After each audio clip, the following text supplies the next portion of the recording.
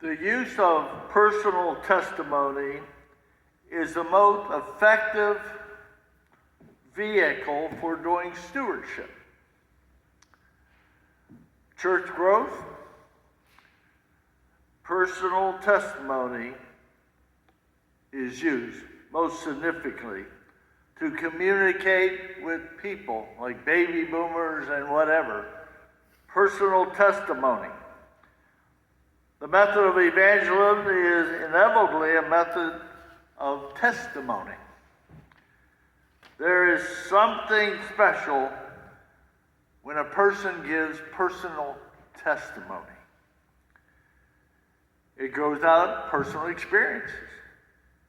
John the Baptist gave his testimony concerning Jesus. This is the Son of God. Now that's a testimony, huh? His testimony spoke out of personal experience and his own relationship with Jesus. He spoke firsthand personal knowledge, pointing beyond himself to the Messiah. John, quite a popular figure in his day, and even our day, was willing to decrease in order that Jesus might increase, even to the point of losing some of his own disciples. There's a severe malady in parts of our society. Quiet, humble, unassuring people who suddenly turn overnight to loud, boastful, just braggers, you know. These individuals are known as new grandparents. And if you're a grandparent with your first granddaughter or son, you like to speak in a testimony about the child. And you do it with a lot of joy. John's testimony about Jesus was so effective that two of his disciples chose to follow Jesus. And that was okay with John. He knew who Jesus was. One of the two was Andrew.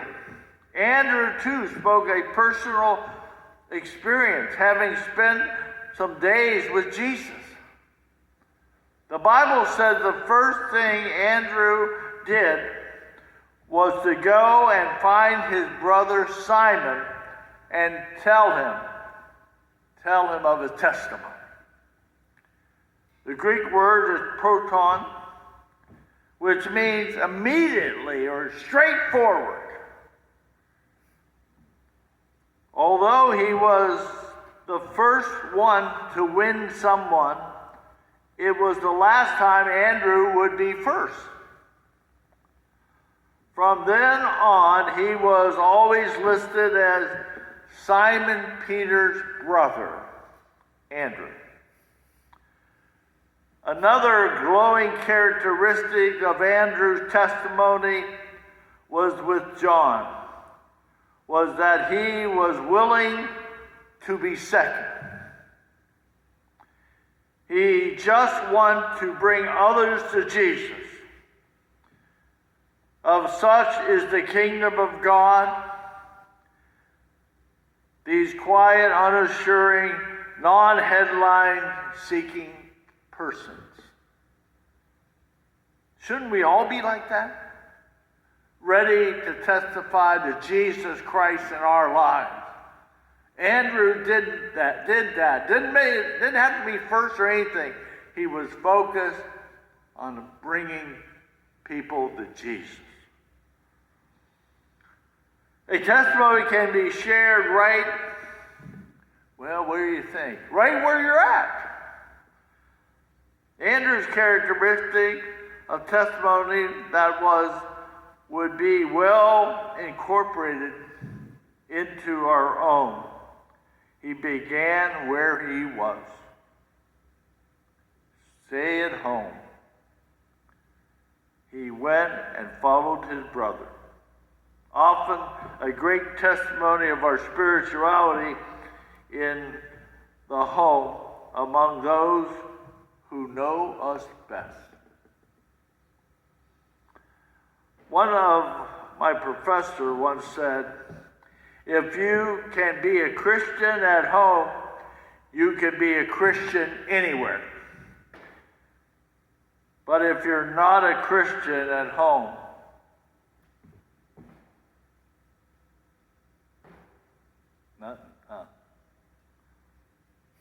I think the people in Andrews, they had influence through the life, witness, and writing of his famous brother, Simon Peter.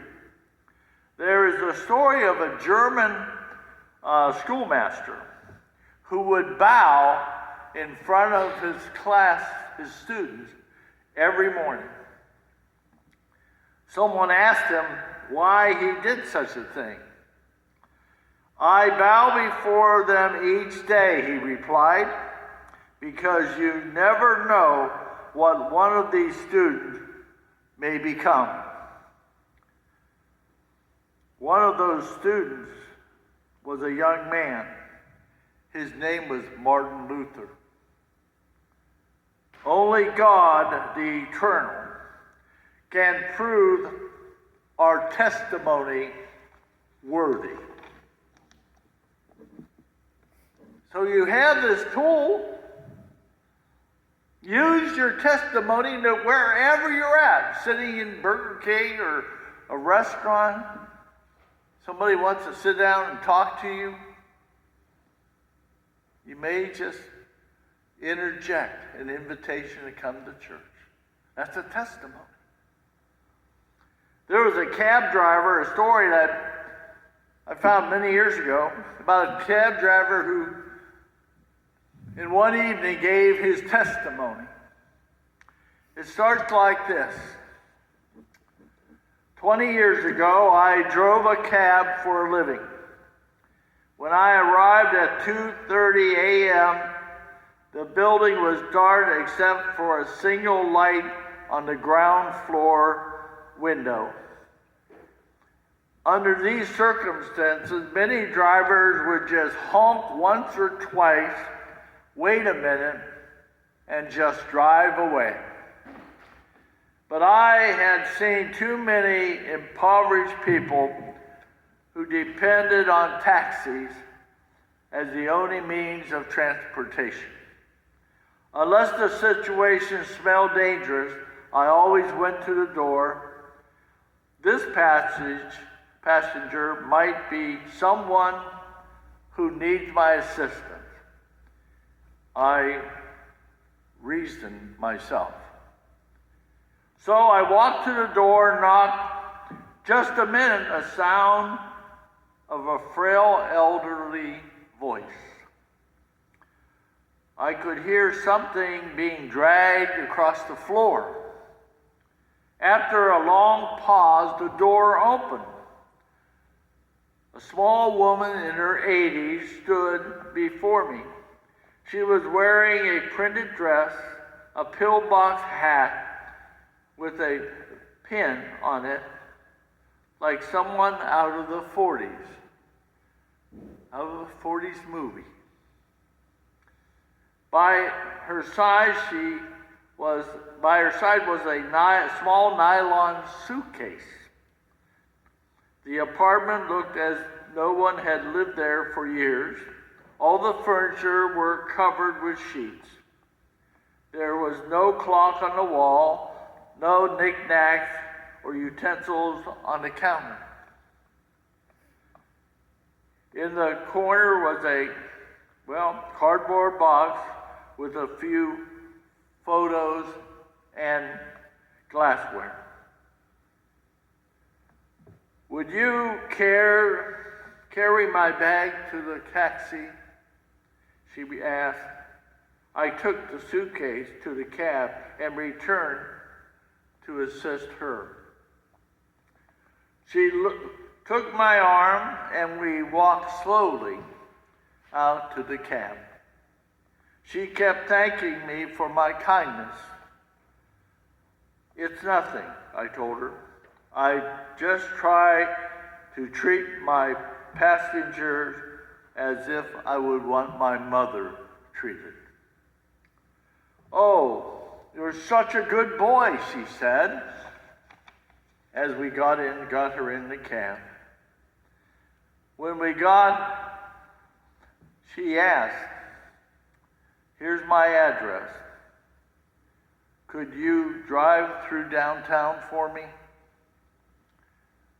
It's not the shortest way, I responded quickly. Oh, I don't mind. You see, I'm in no hurry on my way to hospice. I looked in the rearview mirror. Her eyes was glazed. I don't have any family left, she continued. The doctor says I don't have very long. The quiet, I quickly reached over and shut off the meter. What route would you like me to take? I asked. For the next 2 hours, we drove through the city. She showed me the building where she had operated as an elevator operator. She drove through a neighborhood where she and her husband had lived when they first got married, newlyweds. She had me pull in front of a furniture warehouse that had once been a ballroom where she had gone dancing as a girl.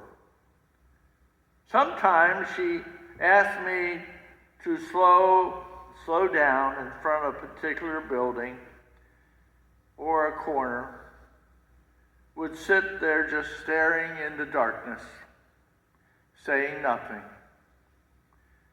In the first hint of sun cresting the horizon, she suddenly said, I'm tired, let's go now.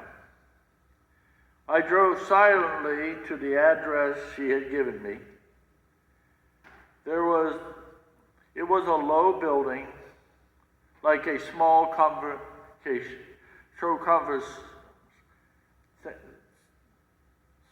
a convenient small nursing home. With driveways, we passed on a report call. 2 orderlies came out to the cab as soon as we pulled in. They were,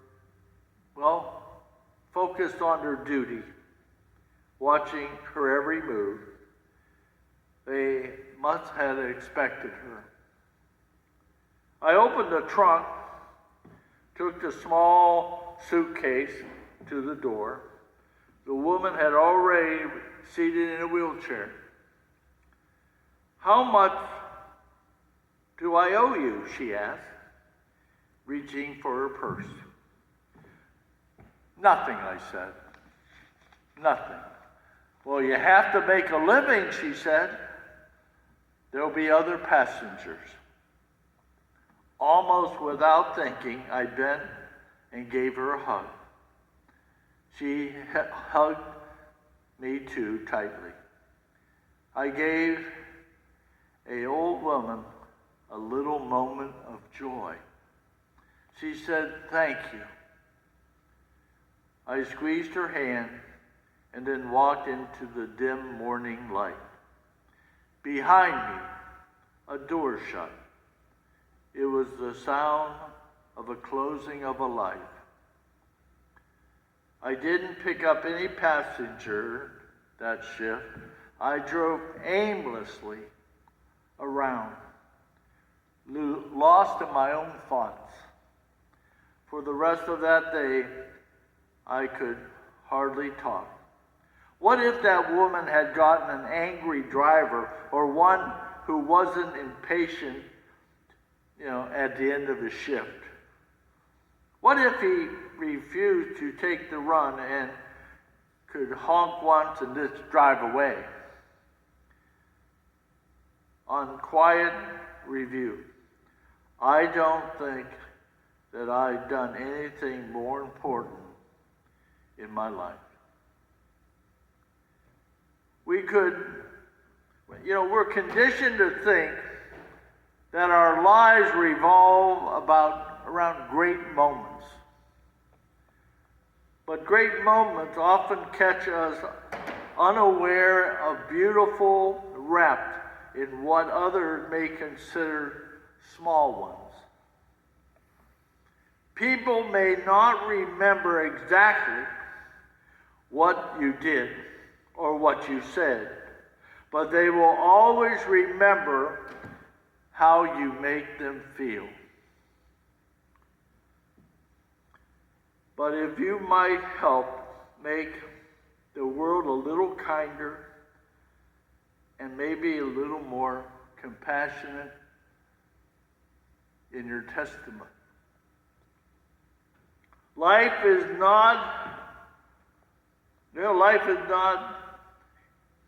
may not be a party we hope for. But while we are here, we might as well dance. Every morning when I open my eyes, I tell myself it's a special day. Every day, every minute, every breath truly is a gift from God.